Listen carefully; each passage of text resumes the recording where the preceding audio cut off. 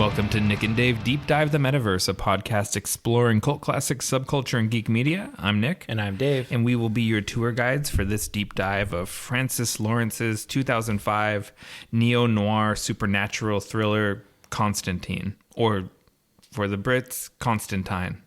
Oh, yeah. I mean, this is another Keanu movie, which I'm kind of a sucker for. So Yeah. I'm glad we picked this one. This is a Dave movie. I'd never seen it before. We were looking for something, looking at our popular episodes, and kind of our number one and number two are Bill and Ted and The Crow. And this kind of fits in between them. It's a comic book, dark anti-hero in a trench coat, and it's Keanu Reeves. Yeah, and I mean, we didn't really plan when we were going to talk about this, but we were fishing for a really nice standalone episode for this one, which is going to be our episode 49. Right. Because we're going to be doing a big kind of a format shift, starting with episode 50. You want to talk about that a little? Yeah, I was going to save it for the news, but we can talk about that now. All right, yeah. Yeah, so Dave has been impressing on me for a little while now. Episode 50 is coming up. We have to do something special. Something cool. Yeah. Because I feel like we're at this point when you put out 50 episodes, you're a real boy. Yeah. We're actually doing this. It's not just an experiment anymore. It's just become a thing we do. Yeah. And so You might call it a lifestyle decision. it's a lifestyle. Podcasting is a lifestyle. Yeah, for sure. And so we knocked around a few ideas, and we were kind of thinking about doing like a special double episode and you know, kind of or trying like to a few movies for one. Yeah. But those become unwieldy. very cumbersome. And they stop being a deep dive. Yeah, then it gets, how can we brush through this many quickly? Yeah. And so we came up with the idea moving forward that we're going to start doing themed series. Yeah, so we're gonna start it off with a cyberpunk series. Yeah, because it's the most inherently meta trifecta genre that we could think of. Yeah, so when we say series, we basically mean we're gonna take a bunch of movies that are in a theme, and we're gonna go through, you know, top 5, top 10, or whatever. We're gonna have a set amount. We're not gonna make it locked in for every series. Right. It could shift a bit. But the idea is to do a series of episodes that are all linked by genre or something like a specific director or whatever, so that there's some cohesion there. Yeah, and so this episode today it dropped on, I think, the 1st of July. We're going to take the rest of July off because we've got some traveling to do, and then we will be back on August 1st with episode 50. And it'll be episode 1 of our Cyberpunk series. Yeah, so this will be our first intentionally missed drop date. And that's all right. We did miss one by a day or something like that before, but that's no big deal. We've had a couple come out on the day that we recorded it that day. Yeah. Like I think the day that you were snowed in, I drove over here, had to dig my way out of your driveway, but we managed to get an episode done. Yeah, so we're going to be skipping our July 15th drop, and we'll be back, just like you said, on August 1st with episode 50, which is episode 1 of the Cyberpunk series. So that's going to be pretty cool.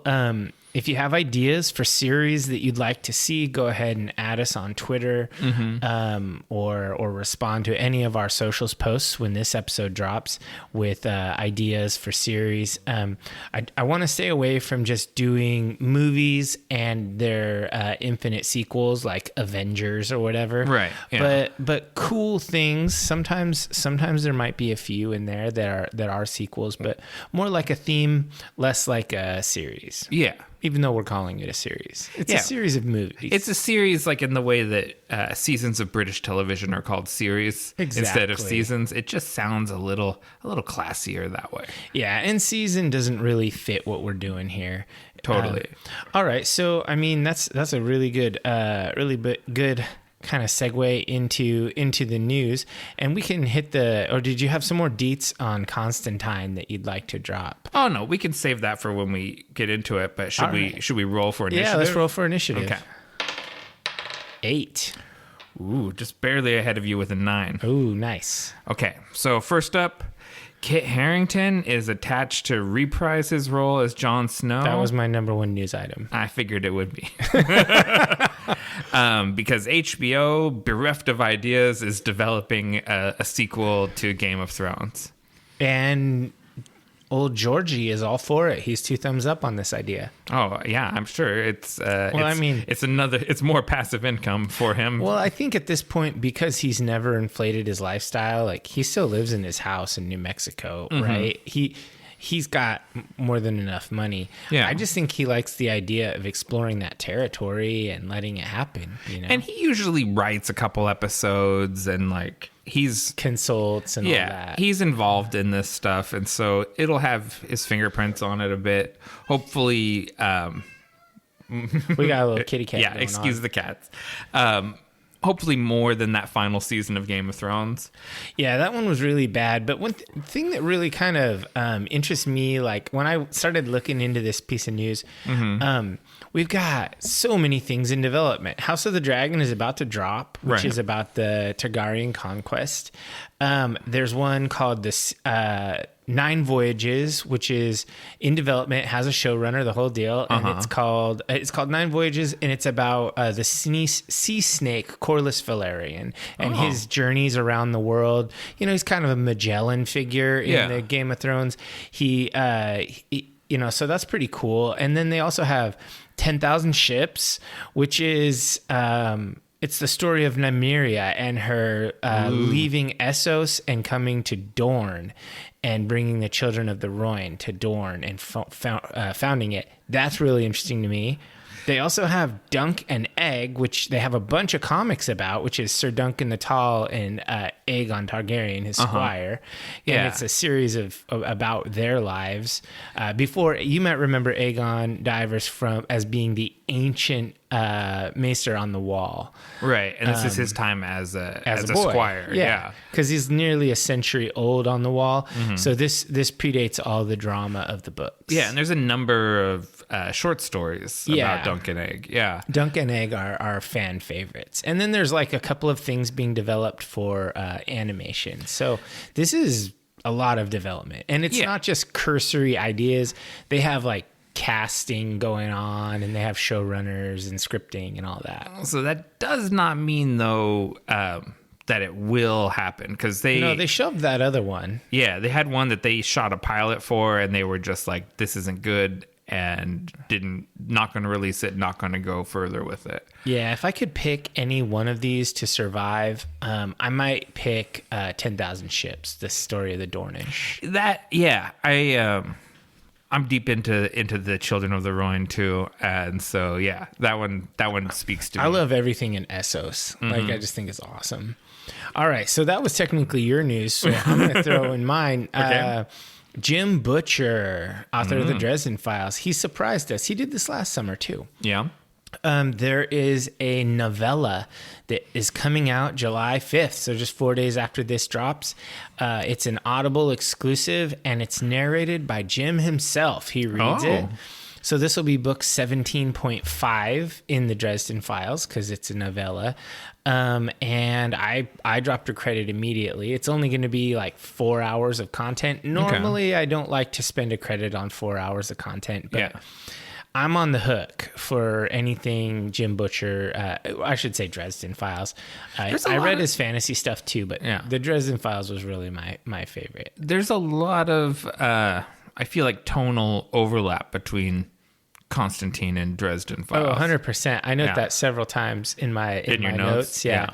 If you wanted to play a game of Constantine, you could just get the Dresden Files RPG and reskin the flavor, because he's just a wizard. Mechanically, you could do everything. It's pretty cool, actually.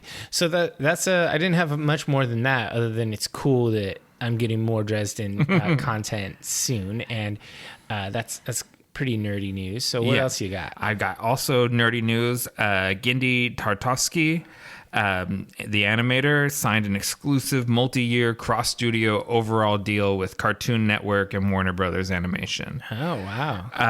And so he's exclusive. I mean, he sort of was pretty exclusive to them before as it was, but this made it official and probably, I don't know, gives him medical benefits or something.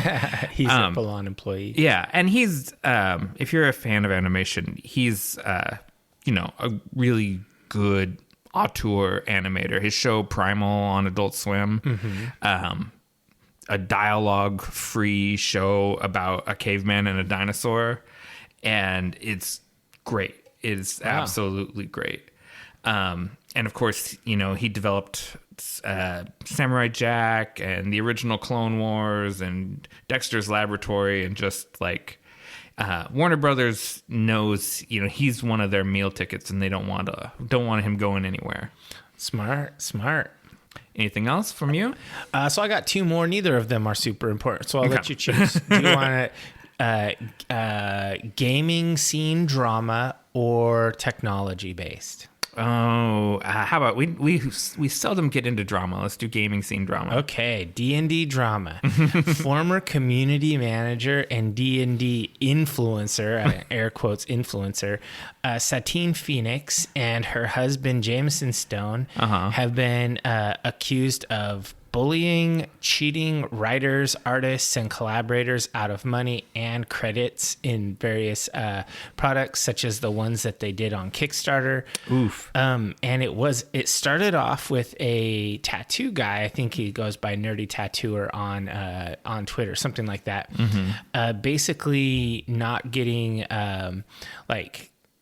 treated well by these two, specifically Jameson Stone, the husband, and if you're not sure who these people are, if you're like, who cares about who these people are? Well, basically, she used to be a Wizards employee, like being a community manager, and she's been in tons of live play shows and pretty popular, and done multiple Kickstarters for products that she was involved with developing or kind of carrying the flag for. And so they're kind of popular. They have a strong following. Well, anyway, this tattooer went public with some of the messages that Stone sent him, like about just being a dick, and kept the receipts, and posted all the screenies on Twitter, and then that was the floodgates opened, and everybody else was like, yeah, check this out, posting a bunch of stuff, and it was brutal.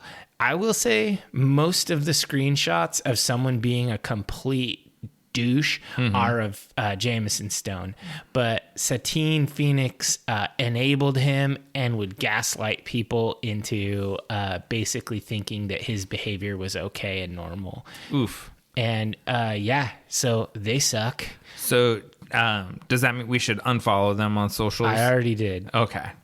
Did you do it from our account too? Oh no, because we follow them on Instagram. Okay, we should unfollow. Them. The sad thing is, I actually liked her content when she would do stuff. Like, I thought she was pretty good. Yeah, good dungeon master, interesting player. It was a follow, I think, from your suggestion because I didn't know who it was. But I guess her husband's a dick, and she's okay with that. A dick enabler. Well, and she did this Instagram live feed where she was talking and crying a bunch of crocodile tears. But I think the best comment was one of the top ones when she posted her public apology letter was, "You're not sorry. You're sorry you got caught." Yeah, that's the truth of that. And it's like you talk about how the avalanche starts coming once one person comes forward. No one is an asshole to just one person. Assholes are generally assholes to many people. Yeah. Normally, there's always more. Normally, if someone's a bad actor, they do it as a matter of standard behavior. All right. Well, that's all I got for news that is at all matters. Okay, I'll get one more in here, and this is just from today, I believe, or maybe yesterday. It leaked because Sucker Punch put out a job listing that they are developing a sequel to Ghost of Tsushima. Ooh, that's cool. So they put out a listing for someone to delivering interesting and varied encounters in an open world game with a particular focus on melee combat and stealth. And it's like, oh, Tsushima. Yeah. So the cat's out of the bag. It'll probably be several years before that comes out, but yeah, games are forever in development. Yeah, and did you play? You played the first one, didn't you? I played it. I did not finish it just because I did not really enjoy the combat. I didn't really enjoy the combat. Yeah, I liked the open world aspect of it. I thought it was really cool, and I enjoyed some of the more puzzly things about it. And right. Some of the fights were fun, but other fights it really just felt like it was very Twitch combat related and not all that enjoyable. Interesting. I enjoyed the game. I think it made your game of the year or something. It was my game of the year. It didn't there's games I've liked more than it, but I did like the story and I liked the game overall. So I'll definitely play the new one too. Right. It's always weird, when you have a sequel and you start over where the last game left off, but inexplicably you have to rebuild your skill tree again when you were the king badass of the game when the first storyline ended. Yeah, I don't like those ones where you play the same character or whatever. I think they should make it a successor where you play a new person or another, like Assassin's Creed, a new generation. Yeah. That's Assassin's Creed has done it right. I don't think that doing the same exact character is a great idea. Good point. Well. Why don't we? Oh, we got podcast let's fuel. Let's not skip the podcast fuel. Yeah, because this is a pretty good one. Yeah, I'm enjoying it. It is the Frosthammer from Grains of Wrath, which are local to here, out to where the Pod Cave is located. There in Camas, Washington. This was the 2021 GABF Gold Medal winner for Munich Style Helles. Floral noble hops, crisp, smooth, and radiantly vivacious. Yeah, this is a really smooth beer. It almost has like a kind of a crisp, light sweetness to it almost. It's really nice. I love these German lagers in the summertime, and today is the summer solstice. And so is it? Jeez, it doesn't even feel like summer has started. Oh, it's here. Today felt like summer. Yeah, but June has sucked. Let's be real. So this might not be unusual. If you don't know, we're in the Pacific Northwest, and you expect it rains here all the time. Normally, it's been an unusually rainy June, I think. Well, and even the spring sucked. We had snow in April. Mm-hmm. That's not normal. But it has got us out of the drought we were in for 2 years. Yeah, I'm not a farmer. I don't really care. Hey, we all eat farmers' food. Yeah, that's true. We need the farmers to survive. So this is a 4.6 ABV. I picked it up. It's got this like an ice coated warhammer on it, and it has a sort of Trinity knot. You said a Trinity knot with a ring in the middle of the hammer, and Father Hennessy in the movie wears that as an amulet, and so I thought it tied into the movie pretty well. Yeah, and eventually it gets given to Detective Dodson, and she leaves it in the car. Inexplicable. That's a inexplicable moment we'll have to get to pretty soon. Why don't we take a break and we'll dive into Constantine. Sounds good.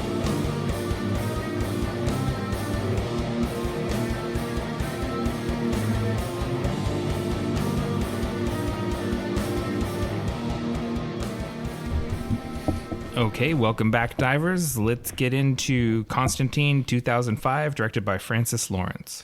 Yeah, this is an interesting movie because it's not thought of as a huge success. It had mixed receptions, but it actually made a lot of money. It made over $230 million. That's pretty darn good. And that's global box office, or is that? Yeah, that's worldwide. Okay. Yeah, Keanu's a bankable star, and this is coming off the back of The Matrix, so that makes sense. Because I had never seen this movie for basically two reasons. Critics hated it. It had terrible reviews when it came out, and fans of the Heckblazer comic book hated it. So prevailing those opinion. are two things that recommend it to me. Because I generally think that man baby comic book fans are a great litmus test whether something's going to be good or not, just going off the opposite of what they say. And critics almost always pan movies that are just for entertainment and not artistic value. Interesting. Yeah. So I would say that in general, and my opinions on this have evolved a bit. Fans know the property best. Like, I asked you if since we talked about Dresden Files, I asked you if the TV show was any good, and you, who are a big fan of the books, said no, not really. Yeah, and that wasn't just because it wasn't really that faithful to the books. It was also just because it was kind of hokey. Mm-hmm. Well, that is the sort of thing that people said about this movie. Oh, okay. So anyways, I skipped it, but then kind of like once it hit streaming sometime, in the later part of the teens, it started developing this cult status, and the movie started getting reevaluated, and people were less stringent with how, like they changed this, because like the most glaring thing is that Constantine in the comics is from Liverpool. He's British, and he has blonde hair, looks like Sting. So Keanu just didn't look the part. Sure. Or sound like it. And generally the comic's set in the UK. Well, this is in America and that stuff.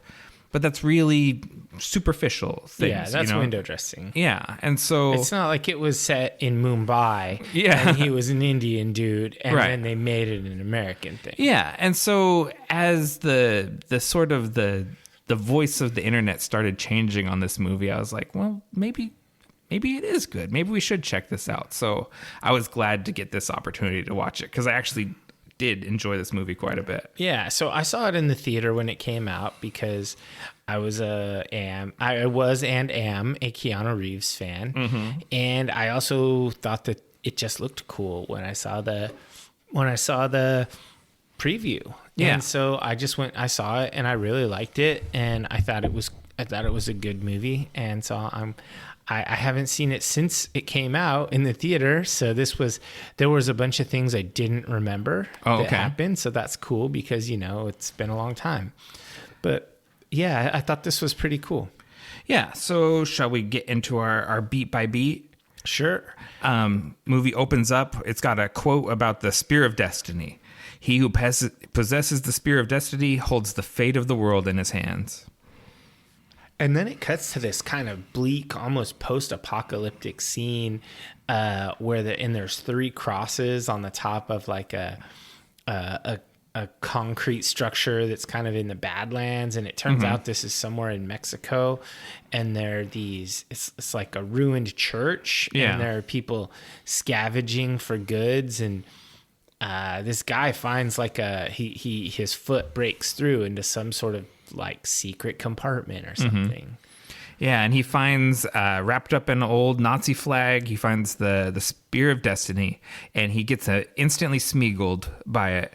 He even has the Smeagol body language. He's all hunched over and he's holding on to his precious, and he ditches his buddy and gets out of there. So I wonder if this whole allusion to Mexico and the Nazi flag is touching on the historical event where Adolf Hitler tried to get Mexico to invade the United States during World War II, basically to distract us. And that Hitler said he would give Mexico support and help them out and be their ally, because up until that point Mexico had not declared a side. They were neutral in the whole deal. Not that it really mattered because they're far away from the fighting, but as it turns out, the Brits intercepted the telegram and it gave it to the Americans, and the Americans confronted everyone like, hey. And Mexico was like, whoa, we never even responded. Yeah. We can't control what telegrams people send us. We weren't going to invade you. Interesting. I didn't really think of that, but there's a Nazi-Mexico connection. Yeah. I just thought of the, fleeing Nazis towards the end of the war that all kind of jetted for Latin America. Sure. Not necessarily Mexico, but Argentina and Brazil and... and that's more the connection that I made, that this was plunder that some fleeing Nazi had hidden away there. Yeah, so this, I mean, it could be any of that stuff, but for sure, fleeing Nazis stole the Spear of Destiny. Yeah, and the guy, as he's walking off, he gets promptly hit by a car, but the car just wraps around him because he's seemingly indestructible since he has this magic spear. And there's a couple of interesting details. First of all, I think the spear prop looks really cool. Like, I really like that piece of,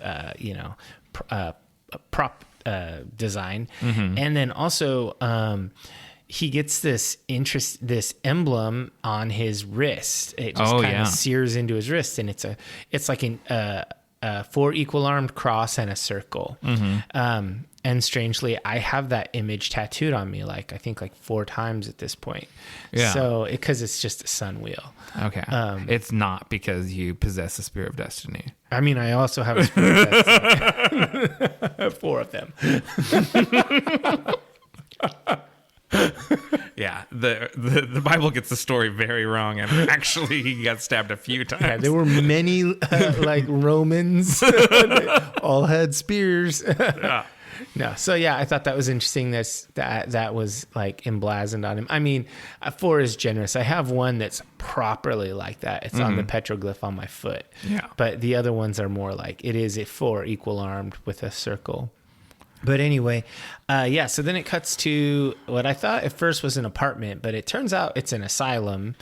Oh yeah, yeah. I thought it was an apartment building. Because it's oh no, you're right. It's the possessed girl. Yeah. Because there's this Asian lady, and she's making tea and stuff.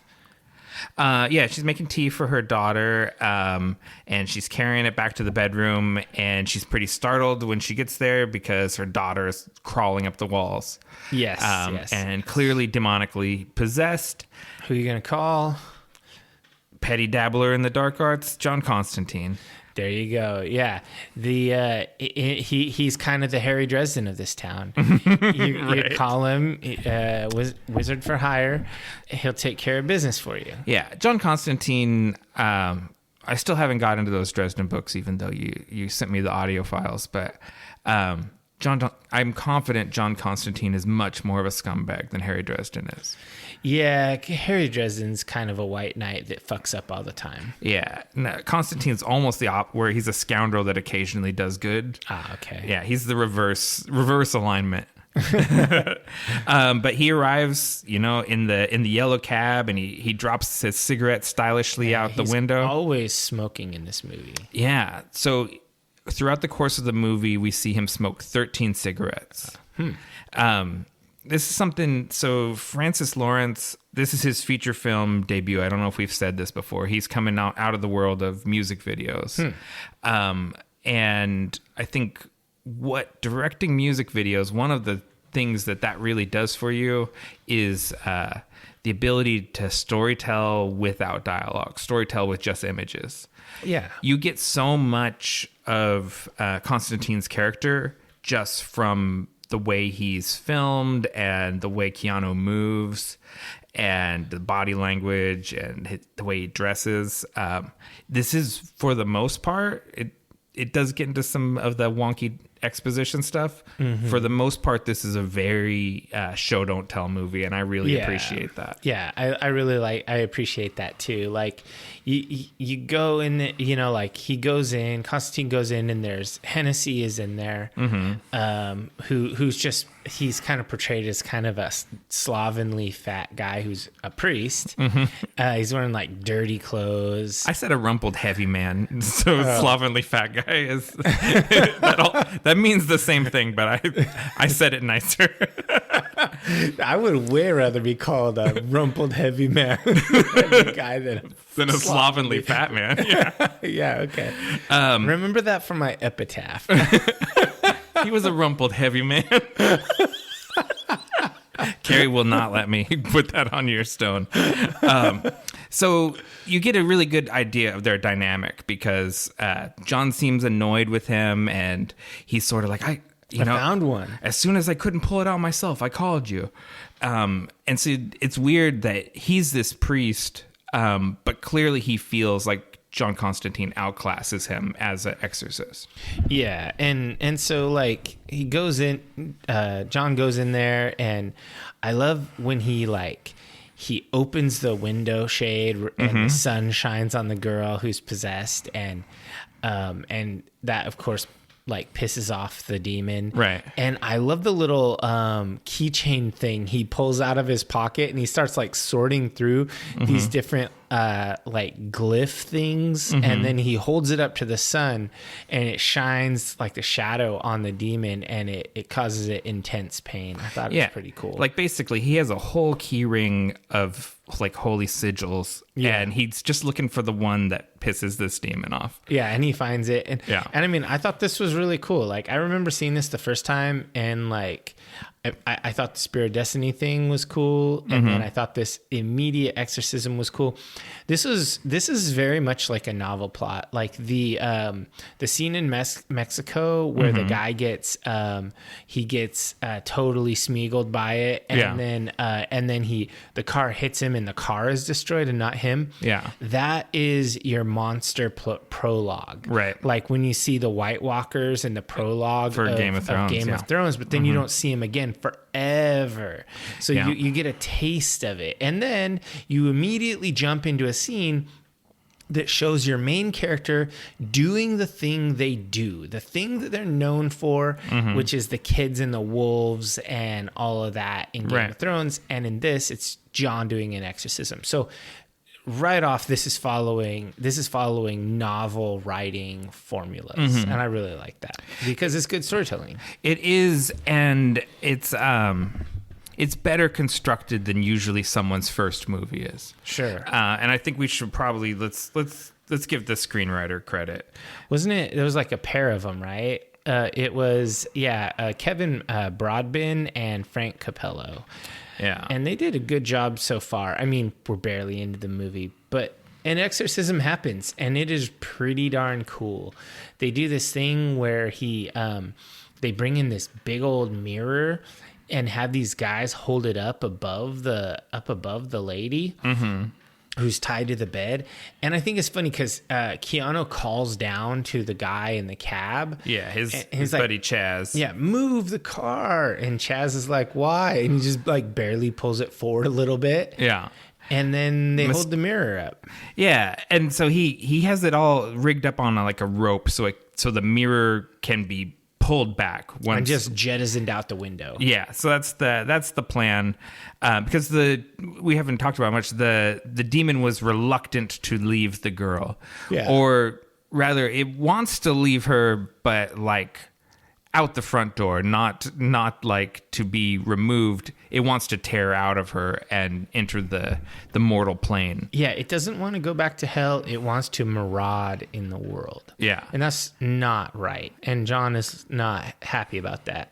Yeah. So anyways, he gets the mirror positioned over her and extracts the demon into the mirror. And then is going to jettison the mirror out the window, but it's got kind of an ornate frame, so we have a tense moment. Where they can't get it out, and the demon's trying to jump out of the mirror, trying to break out of the mirror, and one of the guy's hair who's helping him turns white. Oh, yeah, because he looks at the mirror. John told him not to look at it, and he looks at it, and it turns his hair white. This is classic demon stuff. Yeah, and then it jettisons out the window. It smashes on the ground, and it smashes on the cab. It smashes on the back of the cab. Yeah, because Chaz did not move the cab far enough. Chaz, amateur. I'm a fan. Chaz is a good. I like Chaz. Chaz is a good guy in the comic. I'm not a fan of Shia LaBeouf Chaz. Why not? I'm just not a fan of him, the actor in general. What's wrong with Shia? I really don't know, actually. Yeah, there's real life stuff that are wrong with him where he's like a sociopath. Oh, but okay. I also don't like him generally in movies. I very rarely like him. Interesting. And I don't like the sort of Indian short round vibe they try to go for. Exactly. They try to go with the Dr. Jones thing, like. It doesn't suit John Constantine to have a kid sidekick. Yeah, is this guy from the comics the kid sidekick, Chaz? No, Chaz is the cab driver who always drives John around and is his mate. But he's not like a sidekick or apprentice. He's not an apprentice? Okay. No, he's just like a homie that helps out. and drives him around in a cab because Constantine doesn't drive. Yeah, so like if you were an exorcist, you could call me and I drive you. You drive me but around. I'm not an apprentice exorcist.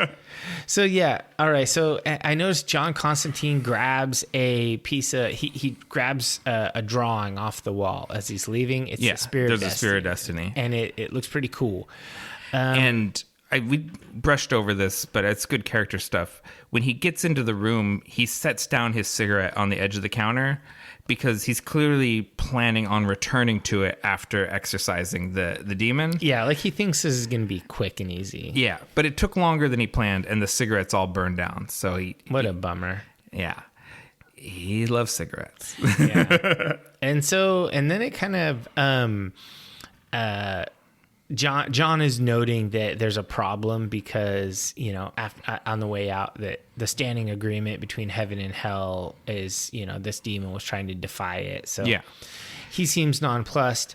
And then it kind of, it cuts to a church scene with this lady in a confessional. Oh, he asks, before that though, he asks Hennessy, he asks him to do something. He's not really clear on what the thing is, but he has to take his amulet off, and I guess open himself up to the voices he hears. Yeah, I must have missed that. Yeah, and we also get a glimpse of one of our villains in there because the demon Balthazar is Gavin Rosdale. Yeah, is watching. Oh, I didn't notice that either. There's a few things in there.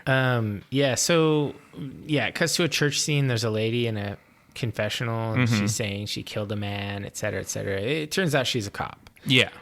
And I thought this was a cut scene. This is just a throwaway. It's because she talks about how she always knows where these people are going to be and where to shoot them and all this stuff. It's foreshadowing what we find out later, that she's psychic.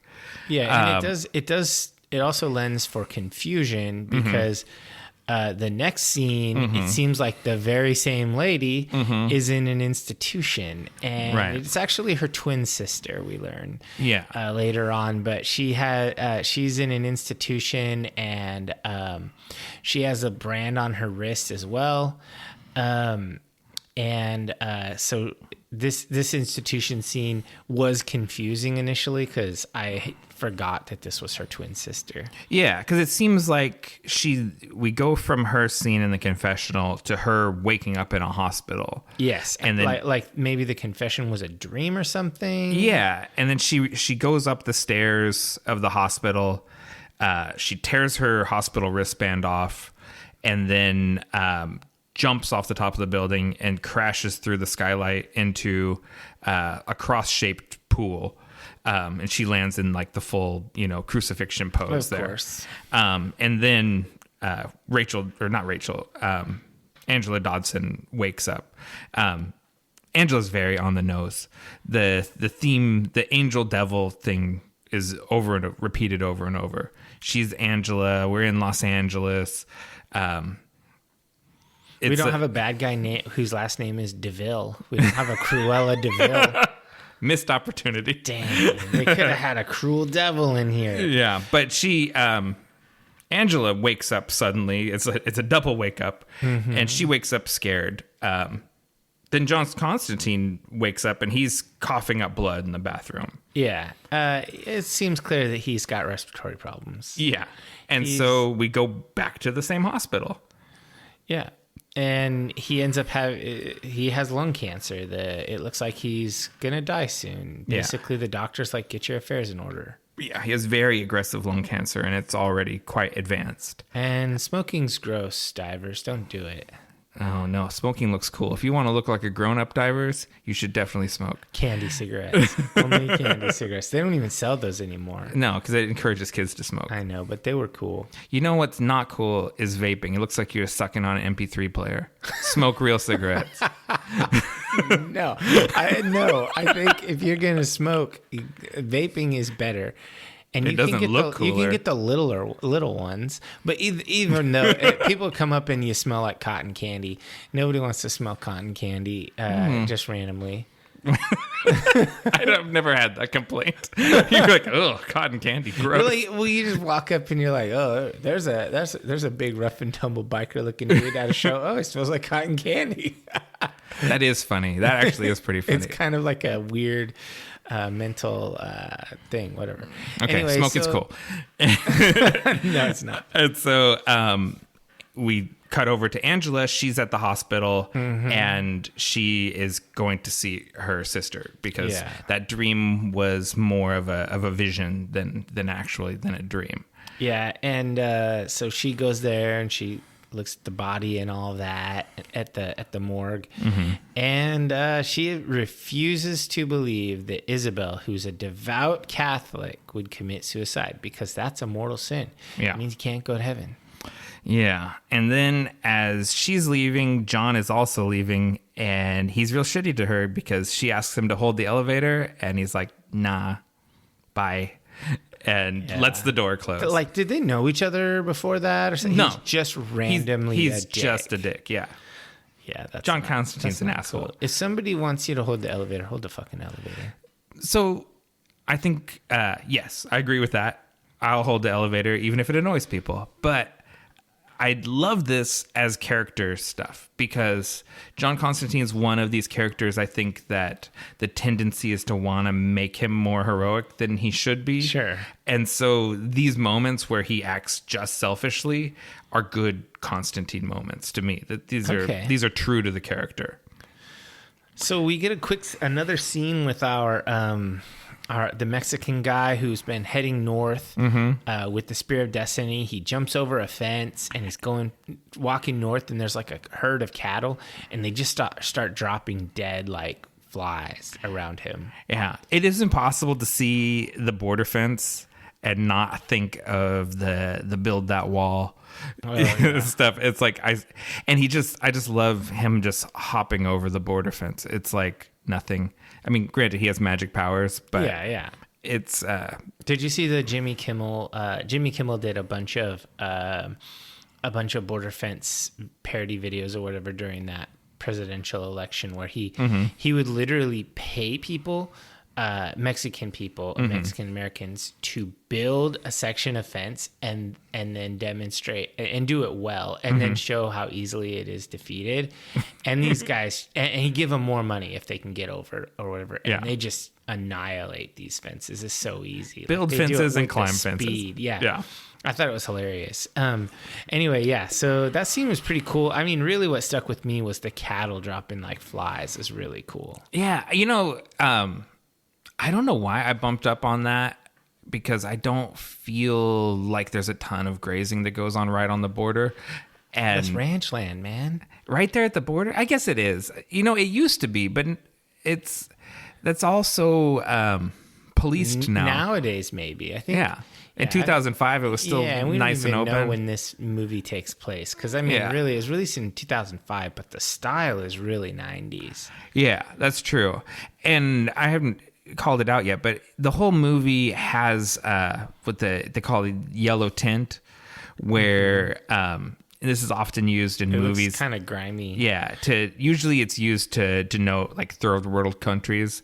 It's actually, there's a lot of pushback against using the yellow tint in countries, because it's not like the sky isn't blue in these other countries too. It kind of reminds me of Fight Club, the way everything's dark, the way it's lit. And it ties, because the movie's in Los Angeles, it ties it all together. Like, it ties the region together. And I actually think, if it's possible, this is a good use of yellow tint. It's yellow tint for the sake of the aesthetic of the movie, not just to be like racist. I didn't know about the yellow tint thing.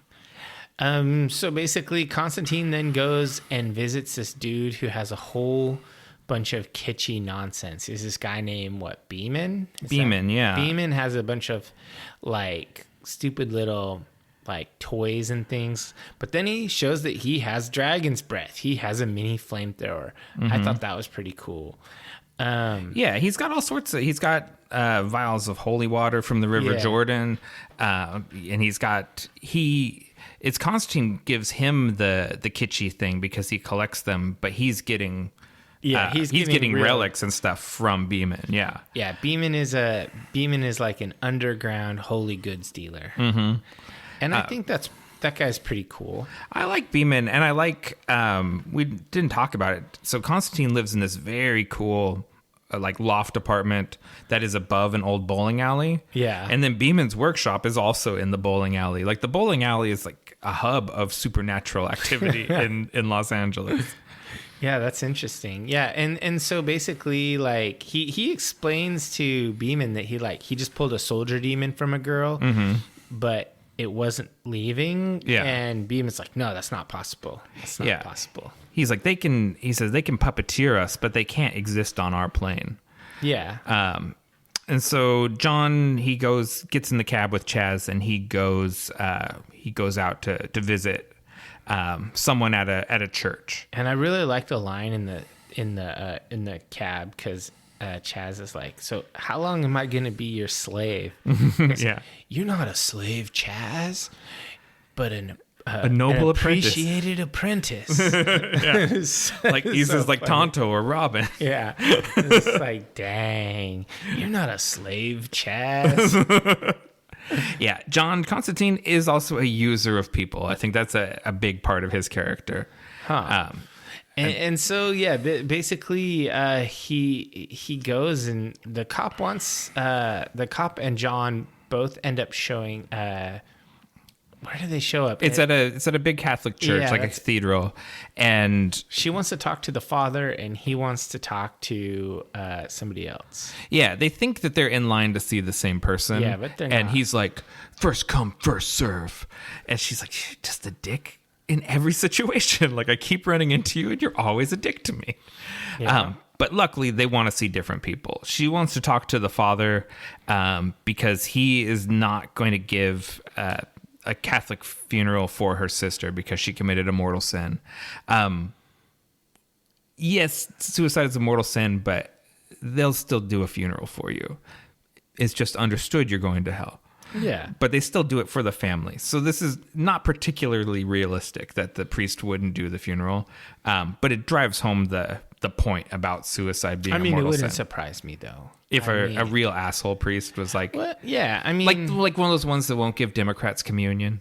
Yeah, exactly. Yes, I think you're right. There are those priests who are like, no, it's a mortal sin. I won't do it. Yeah. But there's also chill priests. Sure. Constantine, though. Constantine wants to talk to Tilda Swinton, who is Gabriel. This is wonderful casting. Yeah, this is a good one. I love it so much. She's so great in this role, and I really like this scene. It's actually a scene pretty much straight out of the comics, except for where the conversation happens. A lot of the dialogue comes from Garth Ennis's comics, and the scene is very good. Basically, John, we find out, he's trying to bargain for his soul. He's trying to do enough good deeds that he doesn't have to go to hell to overcome his mortal sin. Yeah. Well, she doesn't say specifically your mortal sin for that life you took. Yeah. And so it's sort of implied maybe he's a murderer. Right. Or whatnot. We later learn he also was a suicide. Right. He talks about it. And so, I mean, is murder a mortal sin as well? I mean, I think it's, oddly has more loopholes for it than suicide does. Okay, so you can go out and you can just gun down a playground full of kids and you can get forgiven. You can get absolution for that, yeah. But you cannot if you kill yourself. For taking your own life, you have a fatal condition or something to alleviate your suffering. Okay, got it. It's real rough. Standard religious nut job logic. But I like, though, that in this world of angels and demons and stuff that Constantine trucks in, though that nut job logic is all very concrete. These are the rules of the world. That's really important. We talk about storytelling, like that the internal logic of the world makes sense to itself. It's consistent to itself. Oh yeah, that's Sanderson has a whole essay on that about the Sanderson's laws of magic, and one of them are that there must be internal consistency within the system so that the reader can rely on it, and the logic is coherent and makes people buy into it more. That way, if there ever is an exception, then it has to be like, chosen one status or something like that. Exactly. And so she tells John, you're fucked. And so he leaves, and Angela's leaving at the same time, and it's pouring down rain. And he goes, at least it's nice out. And I don't know, that's one of my favorite lines in the whole movie is when he comes outside and says, at least it's nice out. Yeah, I thought he was being cheeky. And then he just takes off into the rain, and Chaz calls after him. And this is the first time Angela hears his name. He hears him call him John Constantine. Yeah. And so she makes a little mental note of that, I think. Yeah, so we cut to a scene with Hennessy, who at this point I hadn't heard his name yet, so I just labeled him Chonky Priest. He's engaging in psychometry. Yeah. He's reading the newspapers psychically and finding resonance with different stories and things. Yeah, and we're getting a better idea of like what his affliction is, because he talked about he drinks to quiet the voices, basically. So when is that why we have beer every time we podcast? Oh yeah, so it's quieter here in the room. Yeah. And so he drinks to drown out the voices. Without drinking and without his amulet, he's just constantly bombarded with this sort of psychic noise. He's getting just tons of overheard conversation and everything. But it leads him to a newspaper article about Isabel Dodson. Yep, her suicide. And then we cut to the detective. Yeah, she's watching security footage, and she hears Isabel turn over her shoulder and say Constantine before she jumps. Okay, so cut over to John. He's coming out of a gas station, presumably buying more cigarettes, and he gets attacked by a demon made out of swarming insects. I like that when he walks out and he looks up at the billboard and it says, your time is running out. And then buy a Chevy. I like that too. Funny. Yeah. Yeah, he sees a night bird fly by. Well, it was like a crow, right? Yeah, but which are not nocturnal. But it was at night, so it tells me this is a supernatural bird of some kind. Right, and then there's a rat. He sees a rat, and then there's a crab. The crab is inexplicable. Yeah, the other ones could exist in a city, and then he's attacked by a swarm of roaches. Yeah, and so I think this is there's a demon called, I think, Minmon in one of the early issues of Heckblazer that attacks people like this, makes bugs attack them. And I think this is a reference to that. And it's actually a pretty cool effect. I think I thought the effects hold up pretty well in this movie. Yeah, overall. And eventually, he lures it out in the street and it gets squished by a car. Yeah. And then he meets up with Chaz again. And Chaz wants to get into Papa Midnight's bar. But when you go down the stairs and the big muscle-bound bouncer guy, he holds up a card and you have to identify what's on the card without seeing it. Yeah, it's like Peter Venkman's experiment at the beginning of Ghostbusters, where he has people guess what's on the card he's holding up. John does it immediately and he gets entrance in. Chaz can't do it. No, not a psychic. So he's blocked out of Midnight's bar. And there's perfect circle music playing. That's pretty cool. There's really good lighting.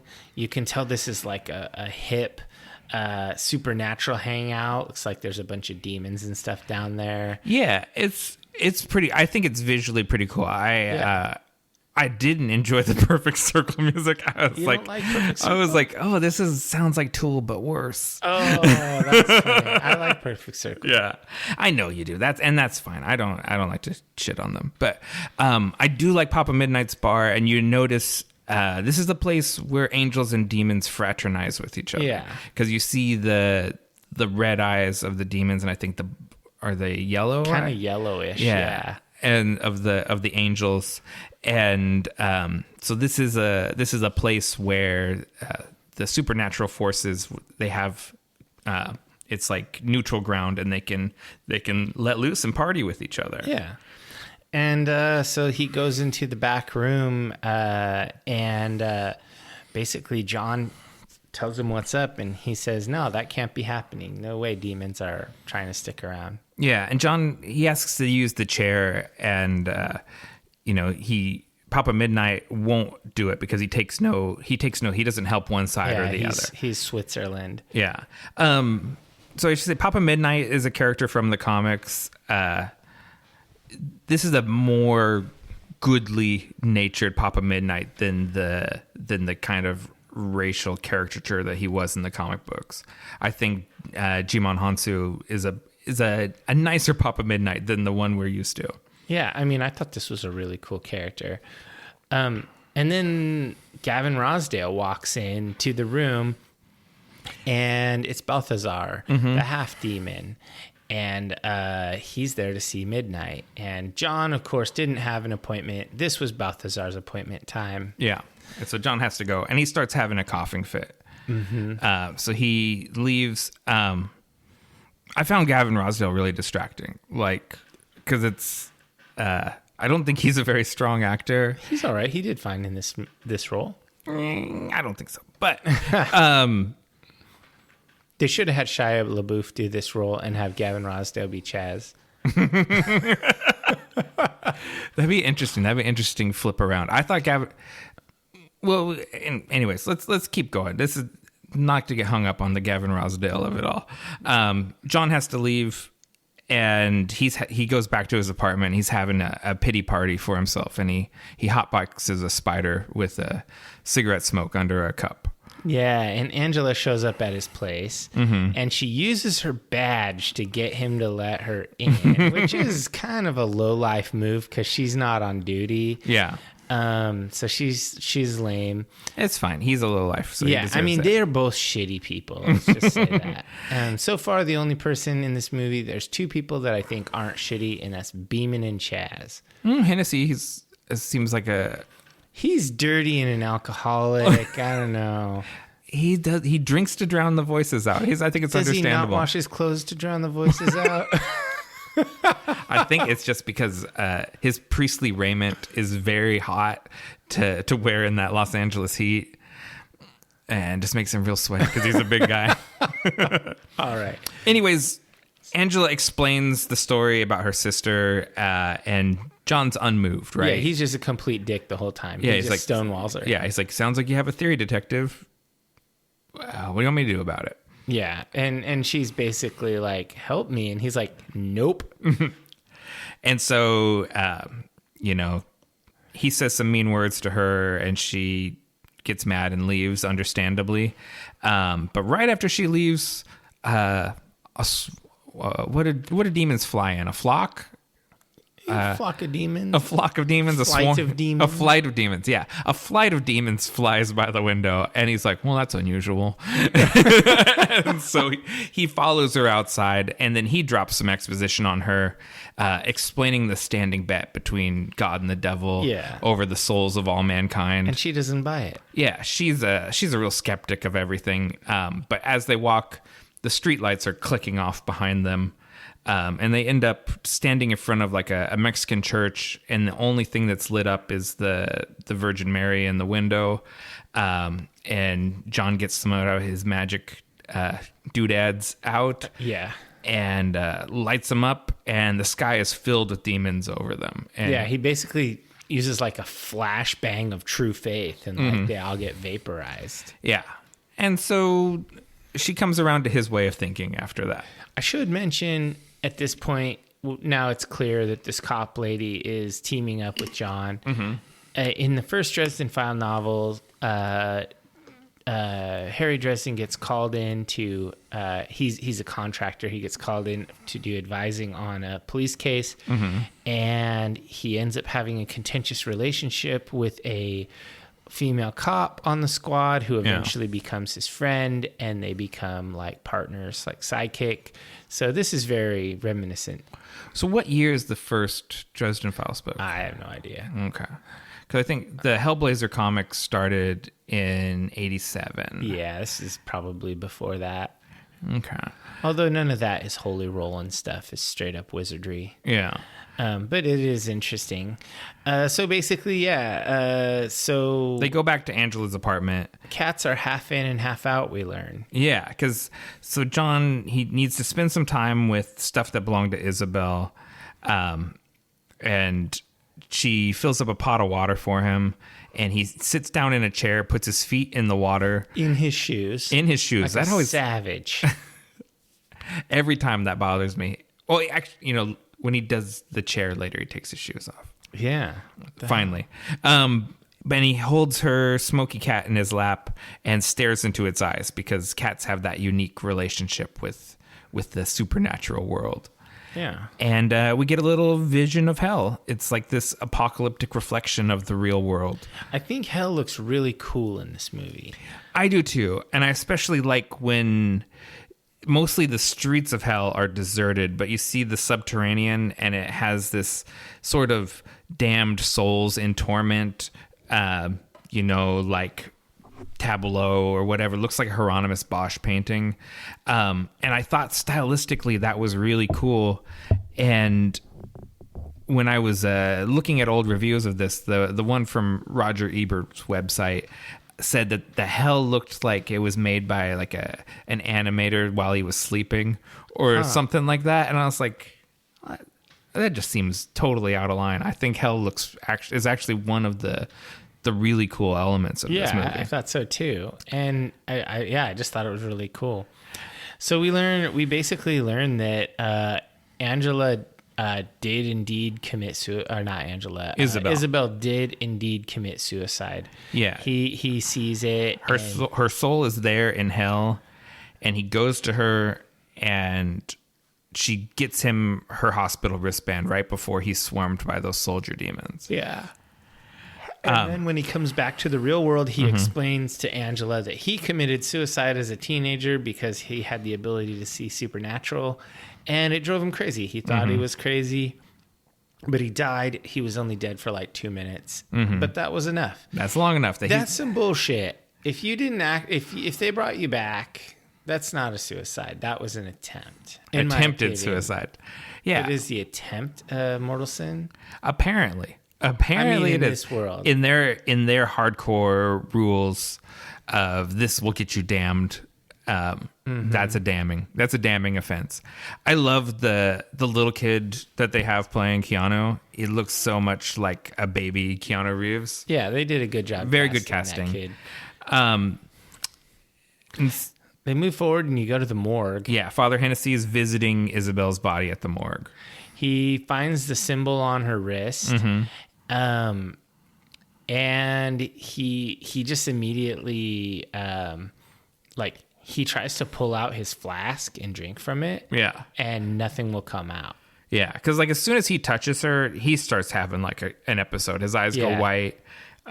He thinks that her body moves, and the security guard comes in there and he flees out of there because the voices are just kind of getting louder and louder. And he runs across the street to the liquor store, and he starts trying to down booze. Like he's tries to drink a bottle of wine. Nothing will go. Nothing comes out. He's smashing vodka bottles and trying to pour it in his mouth. Nothing's coming out. And then he grabs a bottle opener and he stabs his hand a whole bunch of times. Yeah, as he's dying, he carves something into his hand. And then we cut to John and Angela, who are they're at a diner having breakfast for dinner, and talking about John's childhood and everything. When Angela gets the phone call, there's been a suicide, I guess, in the liquor store, and they go to investigate. Yeah, and the other cops are like, "What's he doing here?" Yeah. And she's like, "Oh, he's okay. Yeah, because everyone kind of knows about Constantine, but no one really approves. He's a flim-flammer." He's a confidence man. And so Father Hennessy apparently drowned himself in alcohol in under a minute because alcohol was coming out of all of these Yeah, things. Balthazar made him have a weird hallucination or whatever. Yeah, that Balthazar's a real dick. Yeah, he didn't kill Hennessy. Hennessy killed himself. Yeah, and we see that the guy that runs the liquor store is an angel too. Yes. It's a weird job for an angel, but Yeah. you take work where you can, I guess.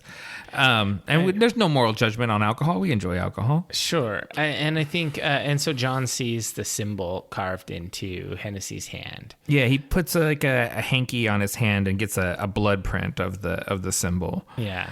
And it's the same as the brand that Isabel had, and the same as the Mexican scavenger with the spear had. And so John calls B-Man and tells him, And the B-Man. American podcaster with the image on his foot. Yeah. He calls it and tells him, tells him Angela, or John calls Beeman and tells Angela that he needs to see where her sister died. That's what my note says. And so they go back to the hospital. And John kind of basically bullies Angela until she can find a clue. Yeah, he's like telling her that hell has a Bible, and they're looking around, and she eventually finds it. Yeah, she, her and her sister used to leave messages to each other, like in their breath on windows and stuff like that. So there's Isabel left a scripture passage, but it's a passage that does not appear in the earthly Bible. Yes. And so that's when the demonic Bible comes out. Yeah, not to be confused with the Satanic Bible. Yeah, that's a totally different book. That's from another flim flam man. Yeah. And so they call B-Man, and B-Man has, of course, a copy of the demonic Bible, and he reads the passage, and it's this prophecy about Mammon, the son of the devil, and what it takes for Mammon to cross over onto the earthly plane. And then while he finishes the pertinent reading, but then he gets attacked by that bug demon, and then he lives up to his name, B-Man, and is literally swarmed by insects from the inside out. So I wanted to touch on something like when they're in the room and John's trying to get her to figure out whatever. Right. First of all, he lays hands on her and like pushes her up against the wall. Whatever. It's a movie that happens. So I'm willing to say, whatever, that's not cool. But John's not cool. We understand that. Right. But the other thing that just defies belief is no cop would let you do that. They will fuck you up or shoot you if you like slam them against a wall or whatever. There's no way that happens. Yeah. That's one thing that happens in the Dresden File books is like the cop, Karen, she fucks Harry up. Yeah. Like, if there's a physical confrontation, Harry loses. Interesting. Yeah, I think we're supposed to think because she's so traumatized and so in her trauma at the moment that she's not even herself. She's not even herself. Yeah, she's in her she's in a childish state in her mind in this moment, which makes it even less cool to manhandle her. Oh yeah, it's really like this is really a bad. It works. Yeah. But this is a trope in noir stories. Our hard-boiled detective in the noir story is generally a dick to women. That kind of happens a lot. Not that makes it okay, but it is very in keeping with the style of story that this is. Yeah. So, I mean, ultimately what we get out of this whole thing is Beeman is able to tell him that Mammon is going to conquer the world by possessing a powerful psychic. Mm-hmm. And we now know who's a powerful psychic. Oh, she hasn't revealed it yet, right? That she's psychic? I think, did she not? I thought she basically said that her and... Oh, you're right. I think when they were, maybe when they're having breakfast. Something like that. Yeah. And then we cut to the guy with the spear again, and he steals a really cool old Toyota Land Cruiser. Those are awesome. At this point, I'd completely forgotten about that guy. And so when he shows up again, I'm like, oh, that guy. He's still headed north. He's still headed north. It takes a long time to walk to Los Angeles from Mexico. Yeah, I mean, but then once he steals a car, he's now he's cruising. Yeah, so John has to have a post, all of my friends are dying cigarette. And this is where Angela confides that she's psychic, and she always hid her gift from her parents because her sister would talk about it, and that's why her sister ended up getting institutionalized. Yeah, and she kind of sorts it out that her sister killed herself to stop Mammon from using her. Right. So it's basically like, oh, well, I guess you sacrificed yourself for the good of everyone. Yeah. And so she wants John to do for her basically what he did when he traveled to hell. She feels that she needs to do this. And he warns against it, but, she insists. And so he relents, and he says, there's no turning back. After this, you see them and they see you, understand? Because this will put her on the demon radar. Yeah. And so they go and dunk her in the bathtub because water's the universal conduit. And because we're jumping into the deep end, we're going to do total submersion. Yeah, not just your feet. Yeah. She leaves her shoes on too, which I also thought was weird. Yeah, and so she goes under the water and she's holding her breath, and then she's like, okay, my breath's out, time to surface. And John's like, nope. Yeah, he holds and he underwater. Basically drowns her. And it's a pretty tough scene, and obviously this was a tough day for what's the actress, Rachel Weisz, that plays Angela, because it's like all day in the bathtub. Like, this is a long day of shooting. Yeah. It was a pretty grueling day. But, eventually the bathtub explodes, and she comes out and she knows that someone has been there. I know Kung Fu. Right? Yeah, she's steaming too. So you could tell she was in hell. You know what bothered me about this scene, besides violence against women, which is disturbing. Tubs are not just made out of porcelain. There's a cast iron. Yeah, there's metal in there. Yeah, so it couldn't just explode like that. Like, it just wouldn't work that way. And I was like, that's not a real bathtub. Bathtubs aren't really made out of just porcelain. That's a prop bathtub. Yeah. I thought that was interesting. Did you know that the actress is married to Daniel Craig, No. James Bond? I didn't know that. Yeah. Interesting. Yeah. So they go back down to Beeman's workshop, and she had a vision of the coin, Balthazar's coin, that he Goblin Kings around on his fingers. Mm-hmm. And when they go down there into into Beeman's place, she finds it, and she starts rolling it on her knuckles. And of course, John's like, "Wait, what's that?" Yeah. And then they see Beeman has this super cool setup with all this rad occult gear. Yeah, and John builds the holy shotgun. Yeah, the golden crucifix street sweeper shotgun. Mm-hmm. With not just the shotgun, because it also blasts dragon breath too. It's pretty cool. It's lame, but it's cool. Like all at once, it's over the top. And so Keanu had one made out of brass, commissioned because obviously the one they use in the movie is light. He had a real metal one made and gifted it to the director for. Oh, that's cool. Yeah. So there's two of those holy shotguns, at least two. There's probably more than two. One is legit, though. One's legit, and the director has it as a gift from Keanu. He uses Matrix Millions for that. He just does good things. He's a nice chap. He's not like John Constantine. Yeah, so he gears up, he gets ready to go on a murder spree, and then he leans in like he's gonna kiss her or something, and it's all creeper, and he hands her the holy symbol and says, "You're gonna stay in the car." Do you really think that's gonna happen? No, obviously she's not gonna stay in the car, and she tells him as much. But he's not wrong. He's not wrong to give her the amulet. I think he absolutely should have. And he's not wrong to encourage her to stay, because if she goes, she's what the demons want. So bringing her into the demon's lair is a bad move, but he's a big boy and he should know she's going to come. Yeah, she should be getting on a plane and heading somewhere like the Vatican. Hey, that's good thinking. That's good planning if you're trying to not be possessed, going where there are many holy relics. Yeah. Obviously she's going to leave the car. What is weird is that when she takes her jacket off, the amulet goes with it because it was around her neck. So I don't understand, like, unless I've never taken off a jacket and had my necklace go with it. Unless it was like he hung it on her ear or something ridiculous. Oh, God. But it's like, yeah. Anyways, she takes her jacket off because she means business, but for some reason the amulet goes with it.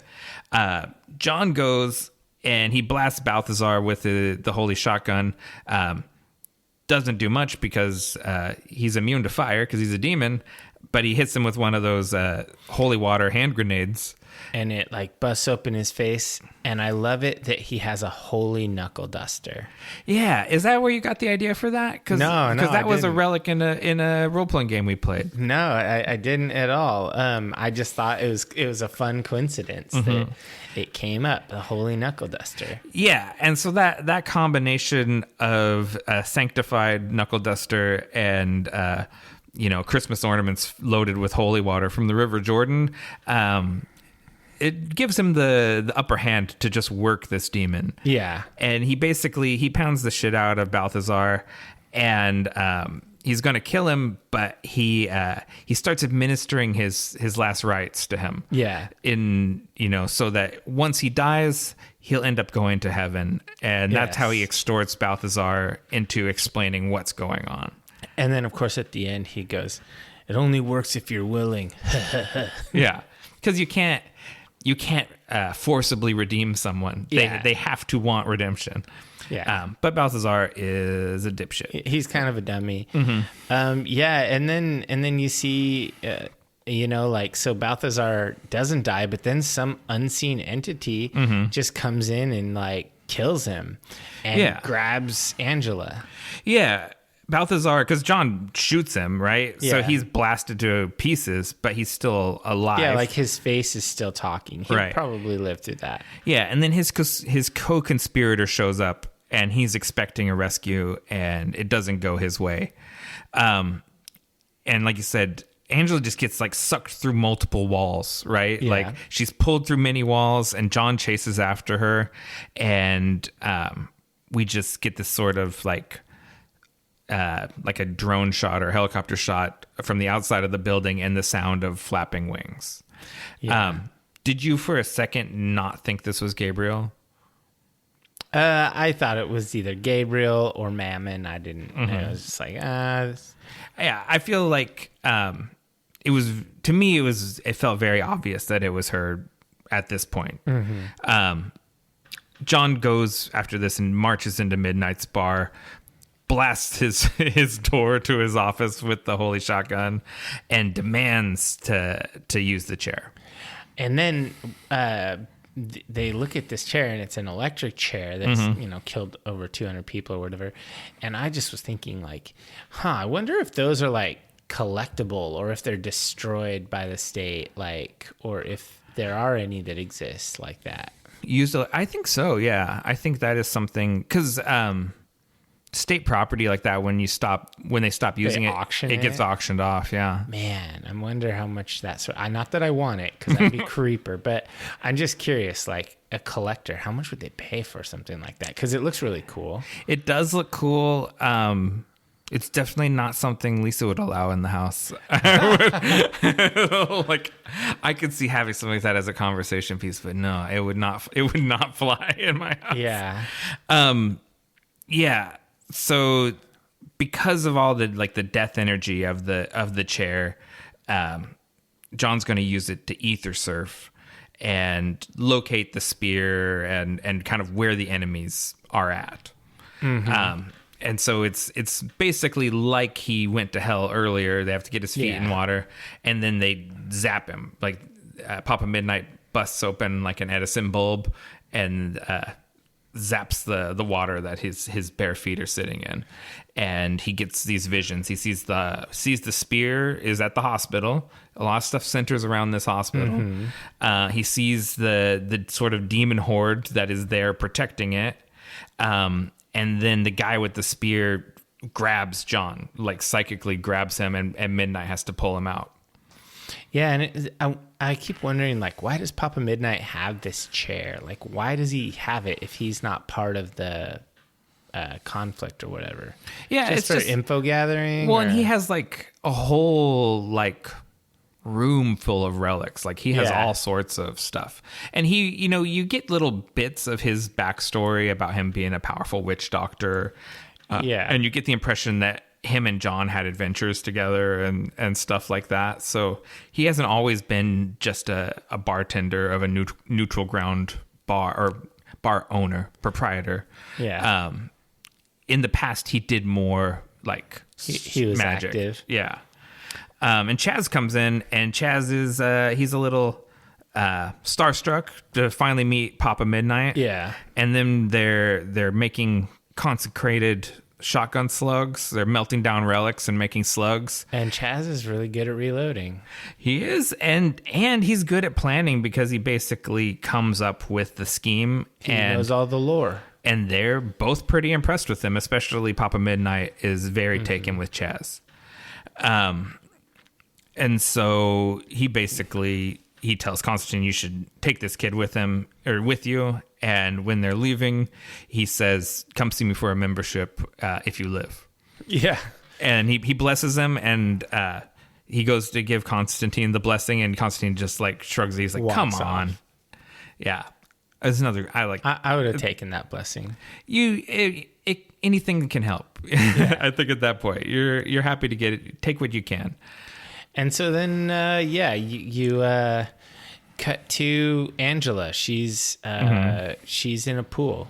Yeah, she gets dropped through the skylight, which I guess luckily they haven't closed it up yet. Dropped into that pool, the same one that her sister died in. And the spear guy rises up out of the pool behind her, and Angela starts shooting him, but he's bleeding, but he's not slowing down. Yeah, he's possessed. It's all good. And there's a bunch of people in the adjacent room. Yeah, like basically like the waiting room of the hospital is filled with demons. Half demons. Yeah. And so the plan is, when they get there, Chaz has this holy relic. He's going to drop it into the hospital's reservoir. John's going to go and face the demons. He'll set off the sprinklers. They'll all get doused with holy water, and then they'll be weakened, and he can go through essentially and blast all of them. And that's exactly what happens. That is exactly what happens, but I don't want to underplay it. It's a really good action scene. Yeah, I do like it. Keanu does good action scenes. He does, and he does all his own stunts in this movie, as do Shia LaBeouf and Rachel Weisz. And Keanu more or less choreographed this scene. This is a first-time director. Keanu's coming hot off of doing 3 Matrix movies in a row. Yeah. He knows what he's doing, and he basically show ran this whole sequence, and it's good. Like, I think this is like, it's almost like it makes it a predecessor to John Wick and stuff like that. Yeah, this is really good. I mean, and the John Wick movies are amazing. I thought that Holy Street Sweeper was really rad. Yeah. I had this sense when this scene started that this is going to get really corny, and it actually didn't. Like, I was like, that was actually pretty cool. I'm digging this. I'm very impressed with this. Yeah, so then he eventually does get into that other room, and he finds that Angela's been possessed by Mammon. Yeah, because we've been cutting over to her, and she's been in hell. Yeah. Because she's submerged in the water again, so she crosses over, and she's got the demon in her, and they wrestle her down, and they attempt to exorcism, and it seems like it works. And but Chaz seems to be doing a really good job. Yeah, he's useful. Chaz is very competent, and the demon tries to crawl out of her the same way the demon in the girl did, like it's pressing through her skin, kind of alien style. Yeah. And Chaz really steps up and they're doing the exorcism rites, and they think they have it all handled because she kind of comes back to normal, and Chaz takes the moment to gloat, and is a little premature because he gets psychically blasted into the floor and ceiling and floor again. Just beat up again, telekinetic pummeling, and he dies. And I was just thinking, why did they have this bit character that only actually had a decent redeeming moment near the end, and then he died? Because Chaz is a long-running character in the comics, but as a general rule, anyone that works with John Constantine ends up dying horribly. Okay. He's a bad person to be friends with. So it's very... Is Heckblazer still running? Yeah, we're running again. It was a real... rebooted or something? It rebooted, but it was a long-running series for, up until the middle 2000s, and then there was a break, and then it came back, and yeah, Hellblazer's still around. Cool. And I've been reading a bunch of them, and surprising no one, all those old Vertigo comics from the late 80s are really good. Yeah. Hellblazer, Sandman, Swamp Thing, Animal Man, Doom Patrol, read all of them. They're all great. If I had them on in trade paperback, I'd do it, or some sort of subscription service. I bet you have probably Kindle Unlimited. Kindle Unlimited? No, I don't. You don't? Does Carrie? No, she does manga and manhwa stuff. Okay. Well, there's manga on Comixology too. So Kindle Unlimited has all that stuff. So Kindle Unlimited and Comixology Unlimited are redundant to each other. You have one, you have both. Interesting. Yeah. I bet she has a Comixology, maybe. Yeah. Lisa had a Kindle Unlimited, and through it, I got the first volume of Hellblazer because it's free for Unlimited members. That's pretty cool. Yeah. All right. So anyway... We always pitch something for Amazon. They should pay us. Yeah. Well, they own everything. So... so basically Constantine then he tries to use his magic tattoos, right? He has to hold his arms together to make the image form one tattoo. Yeah. And surprising no one, Gabriel the angel shows up for her heel turn. Oh yeah. And explains her cockamamie scheme, where she's trying to facilitate the Antichrist coming, because men really find their most noble potential when faced with adversity. So letting demons take over the world will inspire men to be worthy of God's love. Yeah, they'll be their most noble selves when they're facing true horror. Yeah, this is a terrible logic stream for Gabriel. Immortal beings have so much time, and the longer you think about things, the dumber the schemes you get. It's like the more crazy things start seeming logical, and after you've been around for several millennia or whatever, sure, this seems like a good idea, I guess. Sure. And so Gabriel basically tosses Constantine aside, just fucks him up, and she's gonna pierce Angela with the spear of destiny to unleash Mammon. Yeah. And Constantine's trying to figure out a plan, and so he slits his own wrist to kill himself so that Lucifer will come and collect his soul personally. Yes. And Lucifer shows up, and it's Carl Hungus from The Big Lebowski. Yeah. He shows up, and I was like, we want the money, Lebowski. Yeah, I thought it was pretty funny. And he is a very sleazy Lucifer. He is. I like it. I like a beautiful Lucifer, but I also like a sleazy Lucifer like this. Yeah. And Constantine, we'd heard earlier that he's the one soul that Satan would come himself to collect. And so Constantine, pulled that card. Seems egotistical, but it was true. Yeah, it was true. He showed up for it. And he tells Lucifer what's going on, and Lucifer kind of brushes everything off right up until the Spear of Destiny part. And he's like, that gets his attention. He's like, oh, a legit artifact. And so he's like, well, if you don't believe me, go check. And he goes and checks, and he sees it's true. He sees Gabriel has the spear, and he takes Angela out of the way at the last second and sends his son back to hell, and puts the whammy on Gabriel. Yeah, Gabriel tries to smite Lucifer, but we learn that God has abandoned Gabriel, and Lucifer burns away her wings, and she's kind of left there as a wreck. Mm-hmm. And so Lucifer he walks back over to John. He's gonna collect his soul, but he does owe him a favor now, and so John asks for him to free Isabel from hell. Yeah, because he offers to extend John's life, but John's like, nah, free Isabel from hell. And that's like a double whammy, because that act of selflessness earns John redemption. And so Lucifer released her, and John starts ascending to heaven. Yeah. And he's ascended to heaven, and he gives Lucifer the finger as he's going.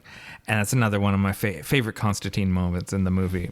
It's a good display of Constantine-like behavior. And then Lucifer's like, fuck that. And so he like cures his cancer and revives him. He's like, I'm not letting you die.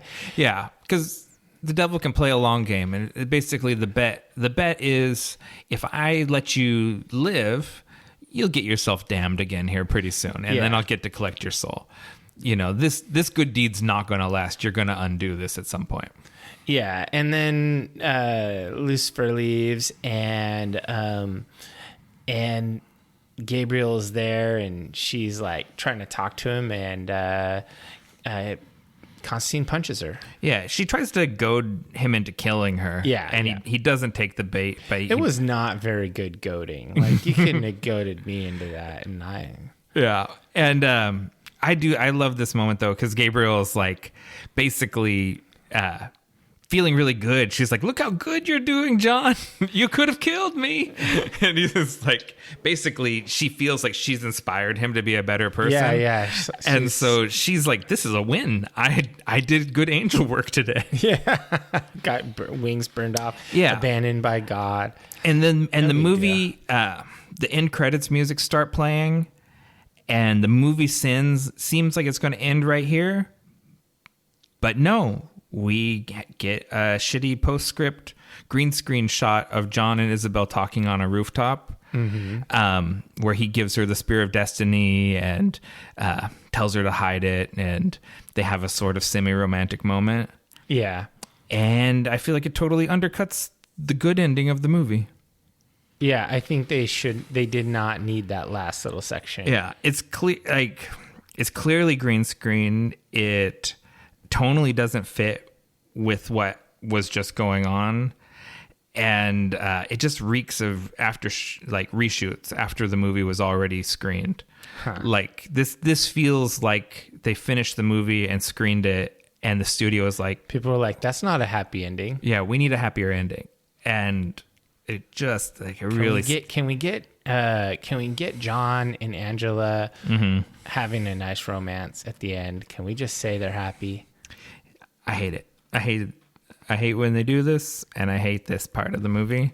And then even worse than that is after the credits, there's a stinger where now Chaz is an angel. Yep. And he's wearing the goofy outfit that looked cool on Tilda Swinton, but doesn't look cool on Shia LaBeouf.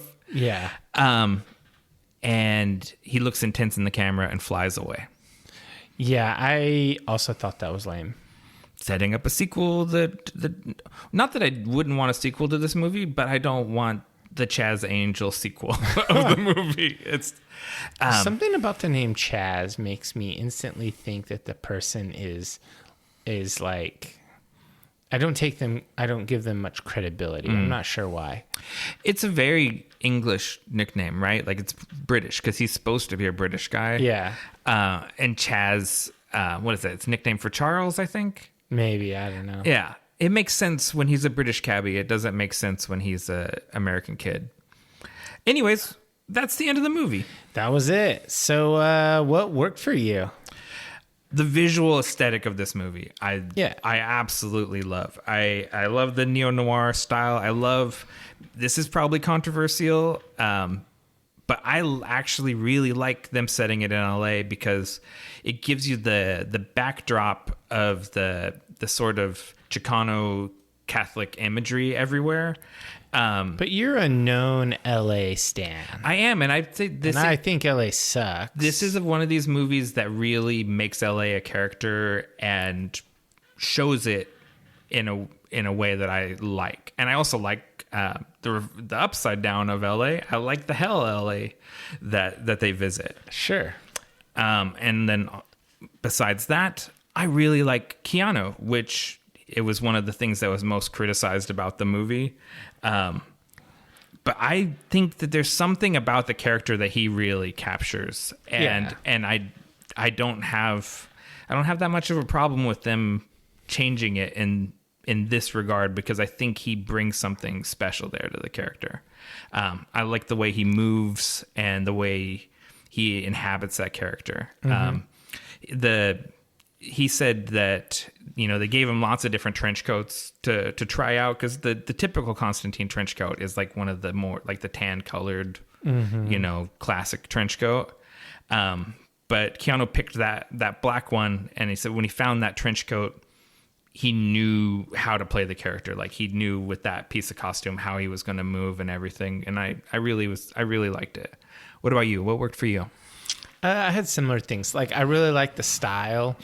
The movie had a very specific look, and I thought it looked really good. I really am kind of a sucker for this era of movies when they're being made, like that look that was late 90s, early 2000s. Like I like those movies that came out then, just the style of the urban, I don't know. It was cool. I really like the world, the IP. I like this Angels and Demons and all that stuff. I think this is really cool. It would, it'd make a great RPG setting, but also it's just a cool setting to read about a character. Yeah. And I just think that was really good. The other point I have here is good casting. I like Keanu a lot. I like Tilda Swinton a lot. I thought that Papa Midnight and Father Hennessy were all really good. Even Chaz was all right. Oh, you even came around on Chaz. He's all right. I thought Angela was merely okay. Like when I actually looked her up because I was like, she looks like so many other generic Hollywood ladies. Like she's just not. Wow. I know that sounds so like reductive because I just couldn't place her in things, and she's been in some cool things. She's been in a lot of stuff. But it was just like, I didn't find her performance to be memorable in this particular movie. Okay. I thought it was just okay, whereas Keanu and Tilda Swinton were very good. Okay. And so, I mean, there you go with that. What about you? What didn't work? What didn't work for me? Number one, Baby Chaz, I call him. Ooh. I'm no fan of Shia LaBeouf in the first place, but I already said this, but I'll repeat it. I really don't like this sidekick vibe that they gave to Chaz. I don't feel like it fits the movie at all. He's tonally in a different movie. He's in like an Indiana Jones, or he's in The Mummy, because that's a supernatural one. He doesn't fit this movie. And I hate the tacked on reshoots ending that I think the movie has. I couldn't find anything that backed my theory to say for sure that's what happened. But that ending does not. What movie did we watch that was totally like that? That vampire movie, The Hunger? Is that it? Oh, yeah. The Hunger had a reshoot ending. And it was terrible. And it completely undercut the message and the tone of the movie and gave a happy ending to the character that was clearly dead. Yeah, it's that same thing. Chaz needs to stay dead so that there's consequences, right? Because if when you die you get a power upgrade and become like a crusading angel, then it's cool to die and nothing matters. Yeah. And it doesn't need to have like we would have a romance now, but you have to go and take the spear. You've been given a quest to go and hide the spear, and I must stay here and do my duty as Wizard of Los Angeles. Hide the spear sounds like a euphemism. Yeah, hide the spear in not the fun way that I'd like to. Hide it in you've been given a mission by God way. Yeah. Yeah. So anyways, I hate the tacked on ending. What about you? What didn't work for you? I thought it was a little long. I didn't think this movie needed to be 2 hours plus. I think that it could have been a tighter 90. I think you could have cut Chaz completely. Yeah.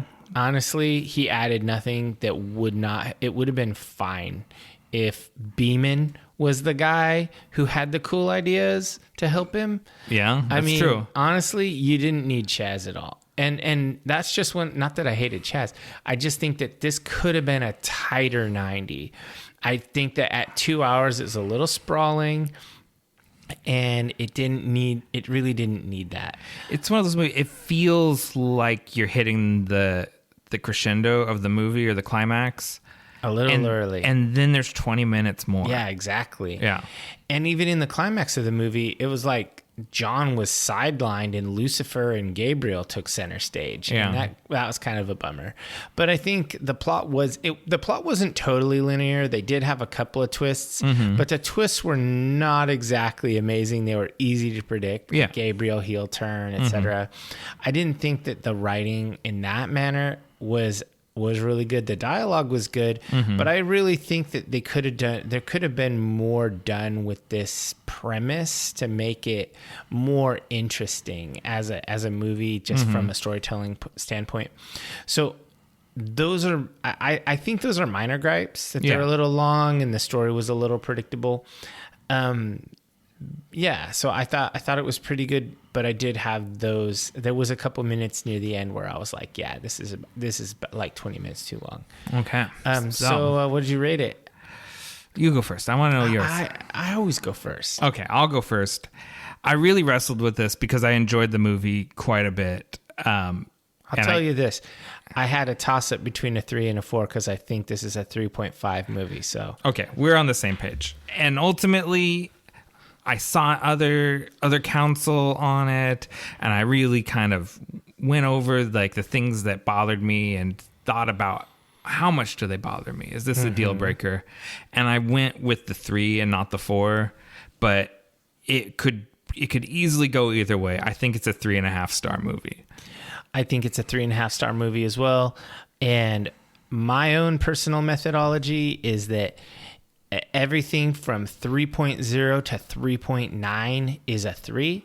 Oh. And everything from 4.0 to 4.9 is a 4. You have to meet the threshold. Just like if you want to be the champ, you have to beat the champ, that kind of thing. If you want to be a 4, you have to be a 4. Okay. A 3.7 is not a 4. All right. So I had to go with a 3.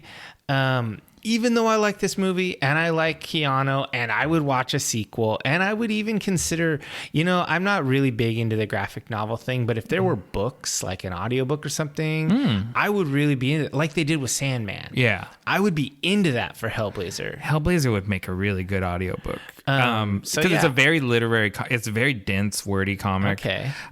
See, I've been into that even back in the day when I was reading Poison Elves, when Drew Hayes would do like a whole page of writing in the middle of a comic book, and people gave him flack for that. I like this. You should watch. You should, and I'll pitch this to the divers. If you like this movie, you should absolutely watch the Constantine TV show. Oh, okay. I haven't seen that. What's it on? I think it's probably streaming on Peacock because it was an NBC show. Oh, is it dead or is it? It's dead. It was just one season. Oh, okay. And if you like this, you will like the TV show. I feel pretty confident in that. And I think probably not enough people have seen it because it's on Peacock. So only one of the worst ones. Yeah. Or you can buy it on Amazon. It's not an expensive show, but there we are pitching Amazon again. There we go. All right. So let's take a quick break and then we'll come back and finish up the show. Okay.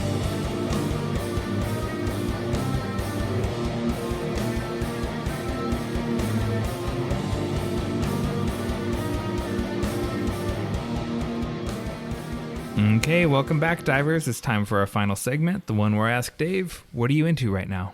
All right, so this is kind of a meandering story as to what I'm into right now, and okay. I'm fairly sure you could predict it. But basically, I'm using some free time, and I'm making a suit of armor right now, and it's taking me a lot of effort and a lot of time. So I've been listening to a lot of audiobooks while I do it. Okay. So I've been listening to a lot of stuff on Norse mythology and Norse history. So I've actually listened to 3 things in the last week. Wow. I listened to the Saga of the Volsungs, the Poetic Edda. I've also listened to the Saga of the Volsungs. I just finished Did it you this like morning. it? Sort of. I've qualified liked it. Okay. I like it. I feel like he gives a lot of historical context at the beginning, and I would rather have it in between the chapters. Okay. Well, so that it's fresh in your mind. let me give you another recommendation. Okay. Also on Audible, Jackson Crawford's Great Courses Norse Mythology. It's almost all commentary like the preface to Saga of the Volsungs, and then he goes through a historical piece, oftentimes doing sidebars where he discusses linguistic choices and other historical referencing. He really deep dives it all. And I'm about 8 lectures in out of 20 some odd. And it's good. I wish I had listened to this a long time ago. We didn't plan this. So I knew that you were listening to some of his stuff, which is what prompted me to listen to that. But I didn't know you were going to have a perfect counter recommendation. Yeah, so I listened to all 3 of his things on Audible. I'm not through the 3rd one. So I listened to Saga of the Volsungs, which is about, 4.5 hours? It was a quickie. Poetic Edda, which is like 6 hours. And once again, that has a good intro like you would like. But honestly, the Great Courses Norse mythology one is the best. But it's awesome that I listened to the Poetic Edda first and Saga of the Volsungs first, because when he goes in and he dissects these, I already know them. Yeah. So it actually makes the Great Courses more informational and interesting. That's good. And I really like that. So I was really interested in it. And so when I'm done with this one, I probably will re-listen to the book, not by Jackson Crawford, Children of Ash and Elm, which is a little less Norse mythology and more like Norse history. Okay. But I'm just sort of, when I'm building armor and whatnot, I like to have this sort of thing going on. Gets you in the right headspace. And you know for what? it. And so that's what I'm into right now. But you know what I've been thinking about doing? And this might sound insane. Doing a full re-listen of all of the Song of Ice and Fire books. Ooh, with Roy Dotrice. Yeah. Or maybe I'll just do the World of Ice and Fire. I don't know. Maybe I'll do all of them. Everything. And what's the other one? Blood of the Dragon, the one that's just the Targaryen. Yeah, book? that's about to be a show. That's a good. It's such a good chapter of the World of Ice and Fire that they pulled it out and expanded it to be a whole book. Yeah, I really like it. So yeah, I don't know. I'm into audiobooks. Have you watched The Northman yet? Oh yeah, I watched Northman. Oh, you did. So okay. So what did you think about that? Man, that movie fucks. And that's on Peacock too. So shout outs to Peacock for having Constantine and The Northman. I mean, damn. It was really It's hard. good. The movie's hard. Yeah, I really liked it. I'm going to have to watch it again. It's very violent. It is. It's a grim movie. But there's one of the things in the Norse mythology Great Courses thing where he explains that. So you have to consider the Old Norse concept of life and death was different than we have it. So they believed that when you were born, the Norns would choose the day of your death. Right. It's predetermined. So it doesn't matter what you do. You can't avoid it. It's going to happen no matter what. So, for example, if you're at a feast or something and a man insults your honor, you should fight him because if it's not the day of your death, you won't die. Right. But if it is the day of your death, it's better that you die in the fight rather than later on falling off your horse and breaking your neck. Right. Better to die honorably so you can go to Volhol. So basically, the day of your death is predetermined. So you might as well YOLO. And so in that book or in that movie Northman, it's very much like that. They're like, okay, we fight because that's what we do, and we know if we're supposed to die, we're gonna die. If we're not supposed to die, we're not gonna die. And so it's a super fatalistic point of view, and it really drives their actions. Being safety conscious is not a thing. It's because it's pointless, right? Right. Because Diver Carey was very skeptical of the movie. What did she think? She didn't see it. You saw it by yourself? I went and saw it with my buddy Marty in Barrowlands. Yeah. You went and saw it in the theater. Big You went screen. in the theater? Yeah. Oh, I didn't know you went to a movie theater. Dude, it's Norse mythology, Norse history movie. Yeah, I had to see it. Yeah, and so I was gonna go see it by myself, and then I just figured, I have a friend who is always down for movies, and so I checked with Marty, and he was like, "Yeah, I'll go. Let's do that."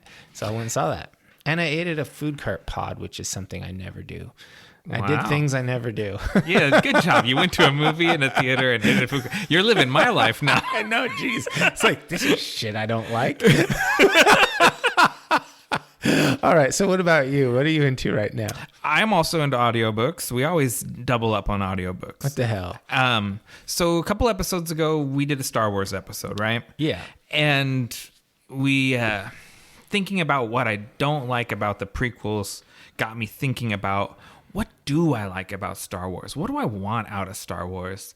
And the story that kept coming back to me was the first episode of Star Wars Visions, The Duel, which is it's an anime story about like a Ronin samurai that hunts Sith. And it's directed by Takashi Okazaki, who is the creator of Afro Samurai. And that one in particular stuck out to me. And so I was thinking about that, and I was like, wonder what other stuff they have about this character out in the world of Star Wars. And it turns out there's a book about him called Star Wars Ronin, a Visions novel. And so I downloaded that without knowing much about it, and I really liked it a lot. Nice. It's by a Japanese-American author named Emma Mieko Kandon, and it's narrated by Joel De La Fuente. And it's I don't want to give too much away about it, but it starts out, if you saw the anime short, that's the first chapter of the book, and then it expands on that. And it's like an alternative history of Star Wars that's based on feudal Japan. So a lot of he's a former Sith Lord that now hunts Sith, but what you think of the Sith is really not. It's not comparable to the Sith of traditional Star Wars. It's a very different interpretation of the Star Wars mythology that has more to do with feudal Japan than it does with Star Wars. But it still uses, the iconography of Star Wars and the Force and some of that stuff. And I just really liked it. And just yesterday, I discovered that Okazaki is doing a manga now set around this character too. So I'm into that. I'm going to get that when it comes out as well. Dang, you sold me. I just bought the book on Audible. Oh, did you? Yeah, because I like Star Wars, but I also really like, the things I like most about Star Wars are the things they lifted from samurai movies. That's my favorite part of Star Wars. And I like all of that mythos and stuff. The stuff I don't really like is the childish drama and I don't know, ladybug robots and porgs and stuff like that. Yeah. So a Ronin novel sounds like it'd be up my let's see. alley. There are kids like Jedi apprentices or whatever, but they're not prevalent. They don't come in till late in the story. Do they get slaughtered? No. Hopefully that's not too much of a spoiler. That's okay. The younglings are not slaughtered in this one. Yeah, I'll listen to that. I got some time. I'm going to the gym, so. Yeah, I really liked it. And, it's mostly positive reviews online. There was a few people that don't like that it has There's one character with gender neutral pronouns. Oh no, someone likes to be called something that I don't like. Yeah, it's so weird in a world with like, it's weird that the pronouns of a literal alien bother you, dude. You know, it's like, it's not even a human being. Why are you worried about it's junk? Yeah. Like, it's Star Wars, so there's no fucking in it. Yeah. You know, it's... I mean, and what if their race doesn't actually have gender roles in their society? What if it literally is genderless? It's sci-fi. Is that really hard for people to No, grasp? I know. It's totally fine. Yeah. So I don't like the people that whine about that sort of thing. So when I see stuff like that, it's like, well, all positive reviews except for this one. What's the one say? It's like, I don't like they, them bullshit. Okay. So Disregard. you read reviews and you'll always find somebody that's like, this is woke trash. And you're like, all right. Bye. That means it's not racist bullshit. So or weird. homophobic bullshit. Yeah. Anyway, so yeah, that sounds cool. I'm gonna check it out, and I'll let the divers know what I think about it. I'll have it done by our August episode. Yeah, and there's cool merchandise of this character too. Oh, so, is there? Don't be surprised if I end up with a statue or something in my house. So, without spoiling it, what's this lightsaber like? Well, it looks like a katana. So it's got a curve to it. Yeah, Okay, and that's fucking sick. it has a structural defect that makes it so it can't retract, so he carries it in a scabbard like a katana. Oh, okay. So you get all the cool drawing your sword samurai moments. Okay, except you can't put your thumb on the back of it when you're putting it back in the scabbard. Not really, not without cutting it off, yeah. Yeah. But it's one of the, it's like the Kylo Ren lightsaber. It's a dangerous lightsaber. Yeah. The one you're liable to hurt yourself with. Yeah, for sure. So is it time for call to action? I think so. Subscribe to us on your favorite podcatcher, as well as YouTube, Spotify, and Audible. We recommend Audible enough. You should get on there, subscribe to our podcast, give us a rating and a review. 5-star review costs you nothing, but means everything to us. New episodes of Nick and Dave Deep Dive the Metaverse drop the 1st and 15th of every month, all except for the 15th of July, which we're taking off. You can find us on all social media platforms across the metaverse as @DeepDiveTheMeta. We are on Twitter, which Dave prefers. We're on Instagram, which I like, but we're still on Pinterest, which no one likes. Well, I guess this is really goodbye. Don't say goodbye. Say good journey.